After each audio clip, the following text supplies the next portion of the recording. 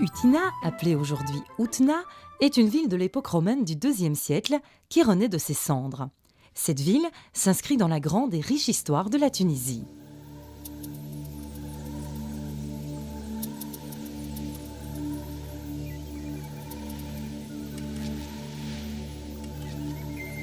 Il faut détruire Carthage. C'est à Rome, au IIe siècle avant Jésus-Christ, que Caton l'Ancien interpelle le Sénat romain.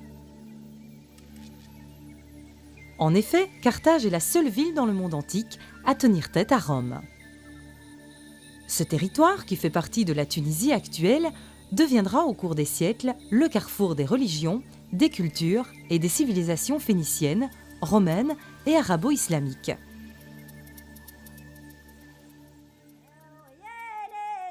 De l'Homo sapiens vers le 9e millénaire, à l'importante migration du sud saharien et de l'ouest égyptien du 4e millénaire, les chasseurs s'installent sur ce territoire riche de terres cultivables. Plus tard, les Grecs appelleront ces populations les Libyens et les Romains leur donneront le nom de Berbères.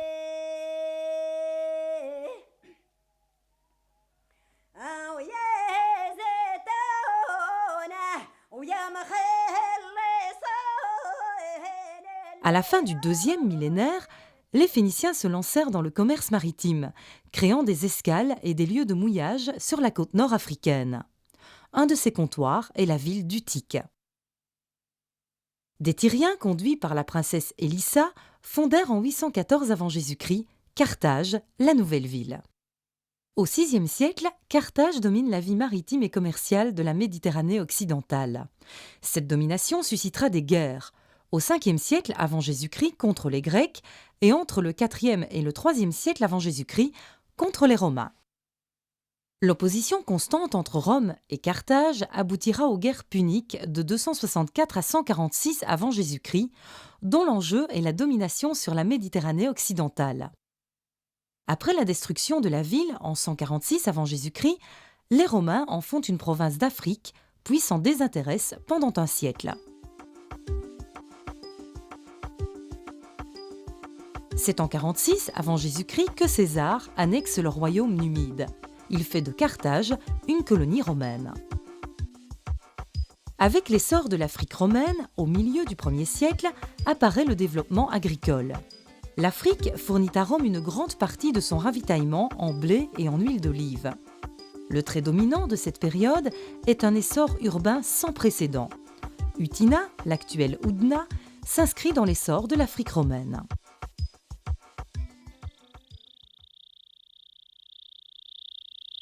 L'histoire d'Utina est mal connue. Peu de textes parlent des vestiges. Néanmoins, des inscriptions latines illustrent le développement de la cité. C'est en 1846 que le chancelier du consulat de France à Tunis, Adolphe Rousseau, entreprend une fouille sur le revers nord de la colline, là où se trouve le Capitole. Il mit au jour les premières mosaïques.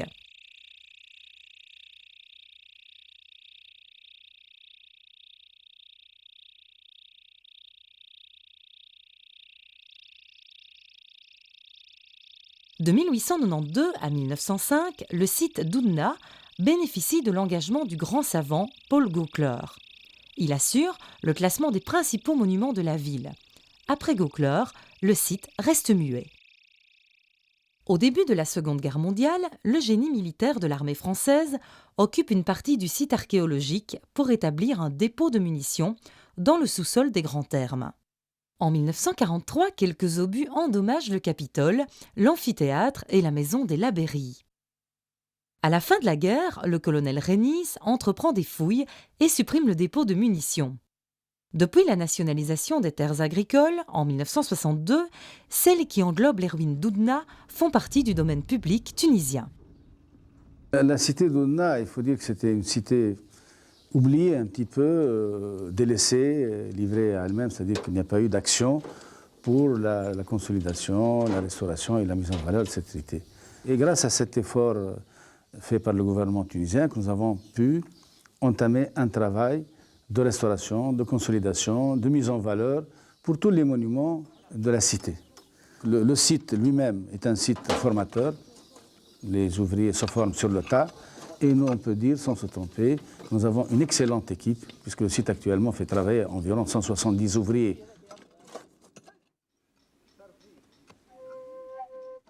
Le site présente plusieurs monuments de grande envergure, reconnus à la fois par des fouilles partielles que par l'examen des photographies aériennes et la prospection. Ces méthodes permettent de cerner l'ampleur de la ville antique qui s'étendait du Haut Empire sur une surface de plus de 150 hectares. À la fin de l'Antiquité et pendant la période arabo-musulmane, l'occupation y est peu intense. À la fin du XIXe siècle, le site est occupé par une exploitation agricole. Ceci explique que les structures de la ville antique aient été largement épargnées. L'époque romaine commence sous le règne d'Octave Auguste. En 27 avant Jésus-Christ, l'empereur octroie aux vétérans de la 13e Légion le site et les terres environnantes d'Utina. Les sources manuscrites du Haut Empire sont rares. Pline l'Ancien mentionne le statut colonial d'Utina et la place parmi les 6 premières colonies d'Afrique. 5 inscriptions donnent le nom de la nouvelle colonie, greffée sur l'ancienne agglomération libyco-punique. Utina, avant l'implantation romaine, est une agglomération libyco-punique, comme le prouve un texte trilingue, en latin, grec et néo-punique, découvert non loin de la ville. Ce texte révèle l'existence d'une ville pré-romaine dirigée par des suffètes. Utina était une ville importante, comme en témoigne la monumentalité de ses édifices. Elle se développe autour du forum. Le Capitole, au centre de la ville, vu sa taille, présuppose l'ampleur des édifices environnants. Tout autour, les quartiers urbains s'organisent en terrasses. Au nord, l'amphithéâtre. À l'ouest, le théâtre. Au sud, les grands thermes. À l'est, son aqueduc ainsi que le réseau d'approvisionnement en eau. Vers la plaine ouest, un pont enjambait le petit Oued, permettant d'atteindre l'unique entrée de la ville. La ville est qualifiée de splendide dans un texte découvert sur le forum de Douga, datant de 205 après Jésus-Christ. L'attrait d'Utina est son cadre naturel. Il est rare de découvrir dans un paysage aussi magnifique une ville d'une telle ampleur.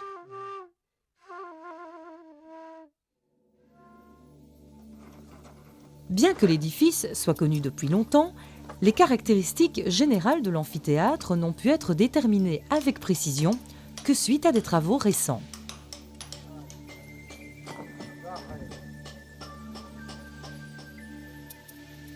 Il se situe au nord de la ville, au sommet d'une colline dans laquelle on a creusé l'arène et toute la partie inférieure de la cavea qui supporte les gradins. C'est un édifice à structure pleine.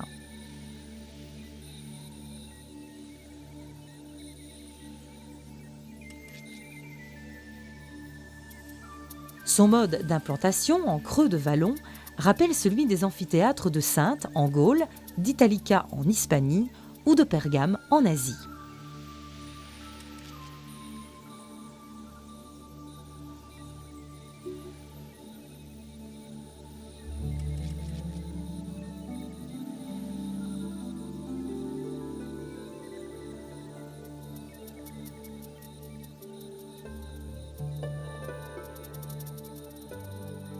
Les découvertes récentes permettent de confirmer l'existence d'un sous-sol central relié à la galerie nord-est, permettant d'acheminer des fauves de la chambre où ils étaient rassemblés.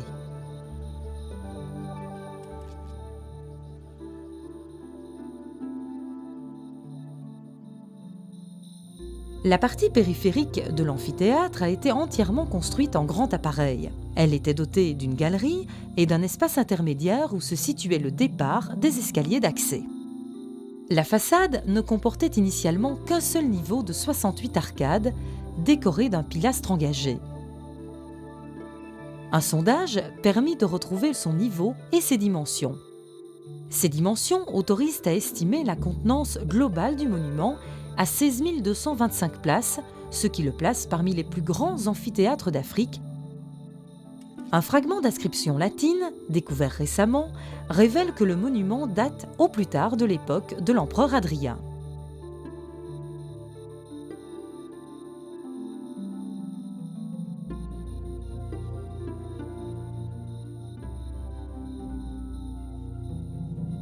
L'enlèvement des remblais de la galerie nord a permis de mettre au jour des fragments de plusieurs peintures superposées. La décoration peinte d'une niche située près de l'entrée occidentale figure une femme montant un cheval en Amazone. Il pourrait s'agir de Némésis, la déesse protectrice des jeux d'arène à l'époque romaine.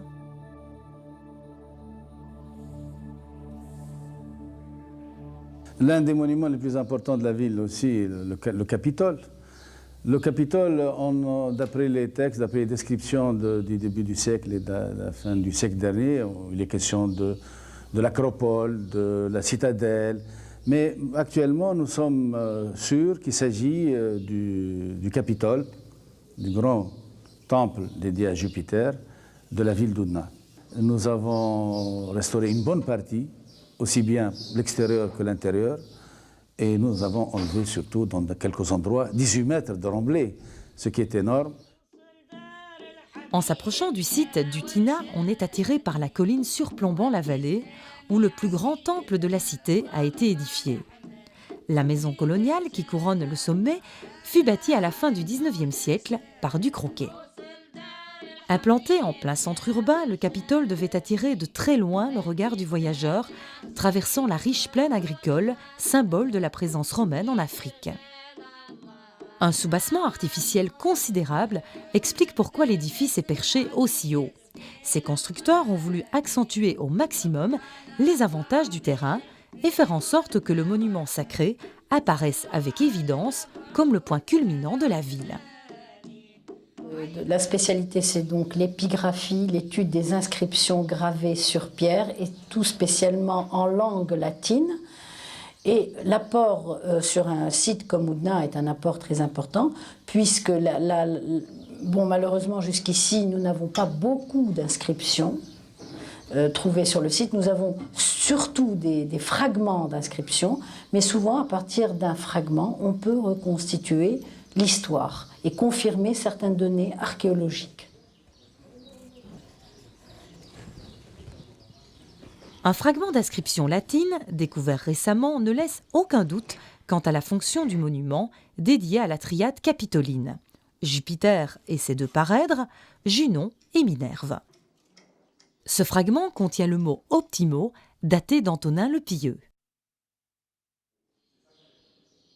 Aujourd'hui, on accède au podium du temple par le rez-de-chaussée. On y découvre une vaste salle voûtée tel un berceau surbaissé, prenant appui sur une large console.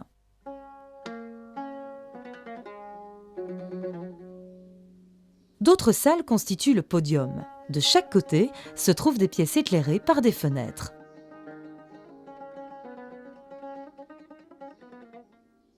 On accède au niveau inférieur par une petite porte située au milieu de la grande salle. Un escalier conduit à une série de salles obscures reliées par de petits corridors.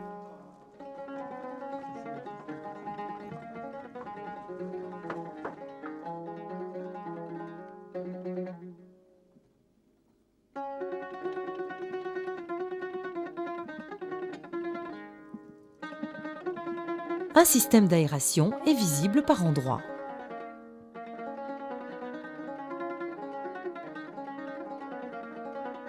À l'extérieur, un ensemble de pièces voûtées sont alignées sur la rue.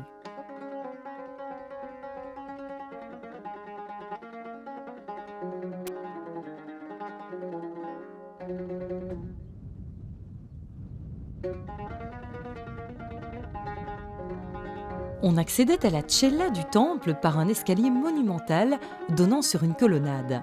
Les murs latéraux du temple étaient sans doute décorés de colonnes ou de pilastres.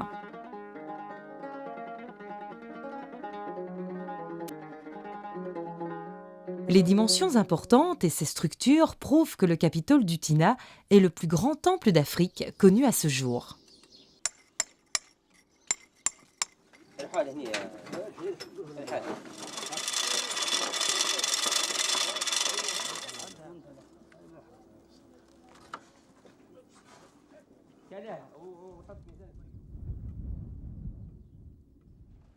Les principaux travaux de dégagement ont concerné des salles du rez-de-chaussée, la consolidation des murs ainsi que la restauration des voûtes de la grande salle et des salles voisines.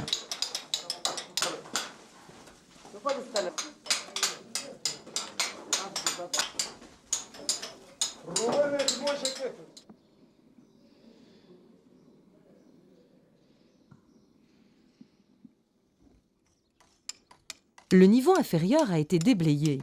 Ces interventions permettent une première interprétation. En effet, l'ampleur du monument laisse supposer que le Capitole fut réalisé à l'apogée de la ville, probablement au IIe siècle après Jésus-Christ.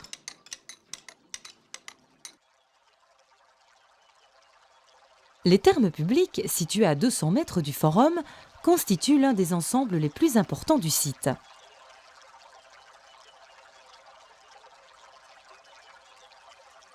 Les thermes, on peut les appeler actuellement les thermes de Trajan, puisqu'on a découvert une inscription qui date de ces thermes de 105 après Jésus-Christ. C'est des grands thermes qui rappellent un petit peu les thermes d'Utique, puisque leurs angles sont constitués par des tours. C'est des termes impériaux, à la manière des termes de Caracalla de Rome ou les termes d'Antonin de Carthage. La masse impressionnante, due à l'effondrement des voûtes et des murs, attire l'attention. Le monument a été victime de bombardements lors de la Seconde Guerre mondiale, mais aussi de l'explosion d'un dépôt de munitions en 1947.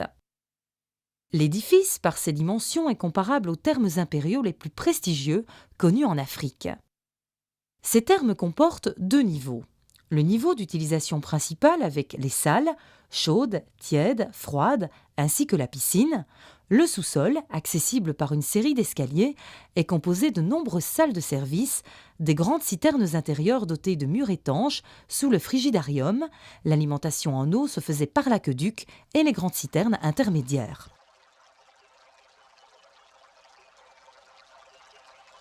Les travaux de mise en valeur du monument, pratiqués ces dernières années, ont permis d'en dégager une bonne partie et de restaurer ou de consolider les arcs et les voûtes.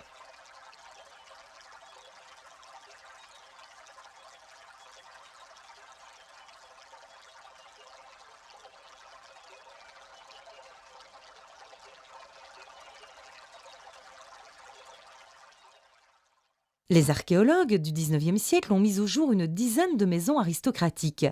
Une de celles-ci était la maison des Labeyrie. La maison des Labeyrie, qui date du IIe siècle après Jésus-Christ, a été longtemps occupée, comme en témoignent les aménagements postérieurs. La villa, plus de 30 pièces, devait être probablement la plus grande maison de la ville. La majorité des chambres sont pavées de riches mosaïques. Les plus belles sont conservées au musée du Bardo.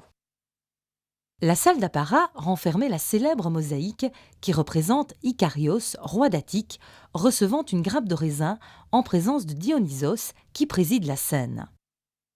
Les chambres s'ordonnent autour d'un péristyle à colonnade entourant un jardin rectangulaire.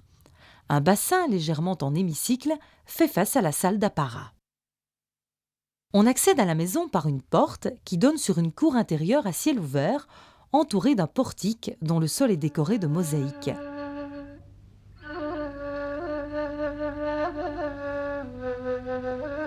Les murs peu épais sont édifiés en blocage maintenu par un chaînage en pierre de taille. Élevés dans un vallon, les thermes de Labeyrie sont situés au sud-est de la maison des Labeyrie. Ce grand édifice, construit en belle pierre de taille, est établi sur un plan rectangulaire.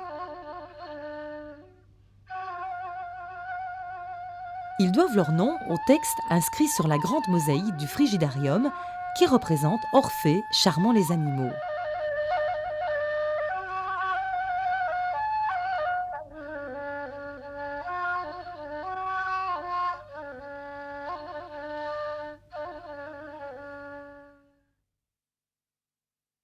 On est là dans les thermes des Labeyrie, dans le secteur chaud des thermes, où les potiers ont installé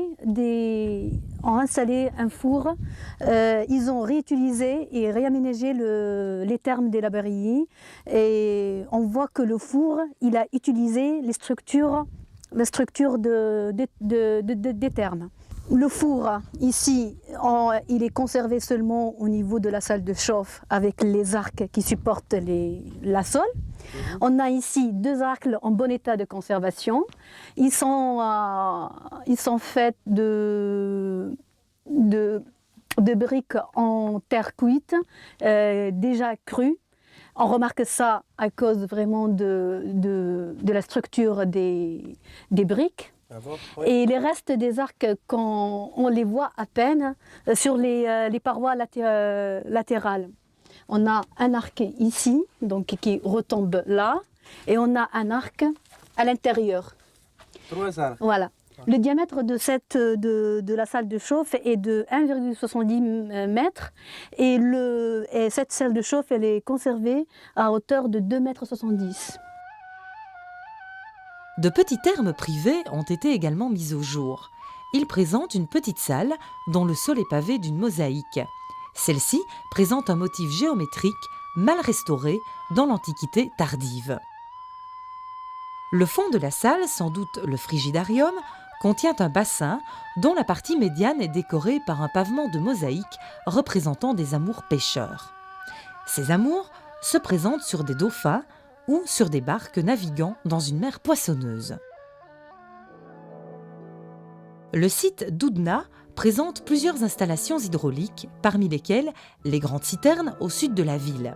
Elles sont constituées de grandes salles rectangulaires, voûtées, construites en grand appareil recouverts d'un enduit étanche. Ces citernes reçoivent l'eau des sources localisées à 5 ou 6 km au sud de la ville. Cette eau était acheminée vers la ville par l'intermédiaire d'un aqueduc qui possédait des bretelles de distribution. Les matériaux de construction utilisés à Oudna se composent majoritairement de gros blocs de pierre et cailloux provenant de carrières proches de la ville. Ces carrières, fruits de la pétrification des dunes typiques de la région, produisaient aussi bien des gros blocs de pierre ou des pierres à bossage, ainsi que du sable. Ces blocs, liés à la chaux, forment l'appareillage dit opus quadratum.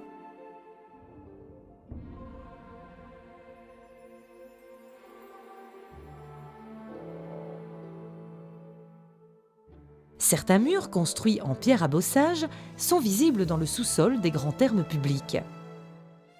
La grande partie des autres murs étaient généralement construits avec des petits moellons. Une technique particulière africaine, l'opus africanum, consistait à monter un mur en moellon divisé à intervalles réguliers par des harpes verticales sur lesquelles reposent horizontalement des grands blocs bien équarris. Les murs des citernes reçoivent un enduit étanche fait de chaux et de briques écrasées, l'opus igninum. D'autres murs, comme ceux des galeries de l'amphithéâtre et ceux de la partie chaude des thermes des Labéries, étaient recouverts d'enduit peint. La mosaïque est la représentation par excellence de l'art de l'époque romaine. Souvent utilisée comme pavement décoratif, elle est réalisée au moyen de petits éléments cubiques appelés tesselles. Les tesselles sont taillées dans différents matériaux, calcaire, terre cuite, pâte de verre. Elles sont juxtaposées pour former un décor dessiné au préalable.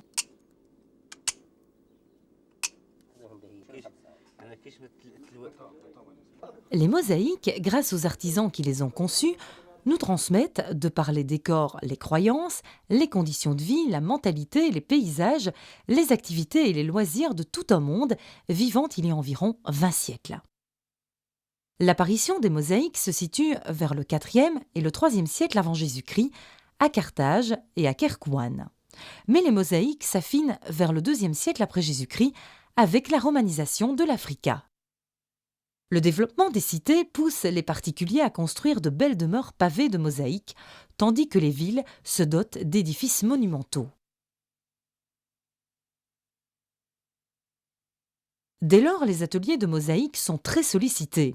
Ils élaborent leur propre style en se libérant de la tradition italienne et se rapprochent de la tradition hellénistique et de ses modèles. Le traitement des saisons, la fertilité, les dieux, Bacchus, la vigne, la végétation, etc. C'est vers la fin du IIe siècle et le début du IIIe siècle après Jésus-Christ que le style africain s'impose et atteint son apogée. La mosaïque des travaux champêtres d'Outna est une belle illustration. Cette mosaïque se révèle être une source importante pour la connaissance de la vie quotidienne dans la campagne africaine. Elle est composée de scènes diverses. Les labours, le retour du bétail, la chasse aux oiseaux, un puits à balancier,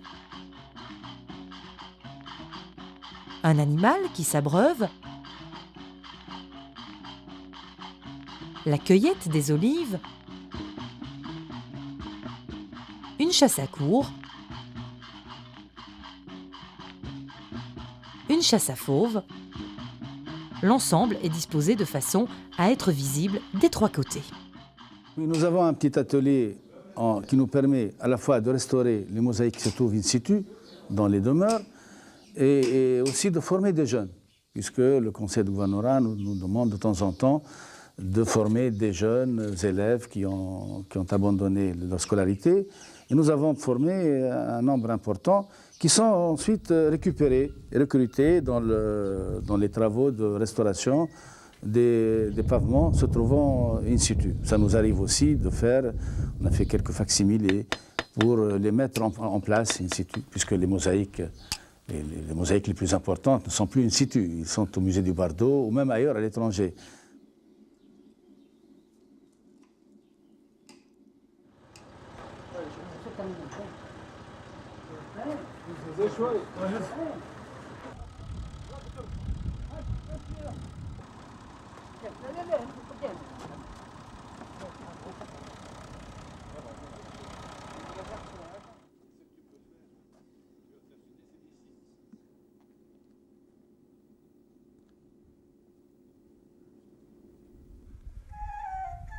Le récent regain d'intérêt pour le site de l'antique Utina a permis de relancer l'étude de la topographie générale de la ville romaine, l'examen de plusieurs ensembles monumentaux et la restauration de quelques édifices dignes d'intérêt, comme le Capitole ou l'amphithéâtre.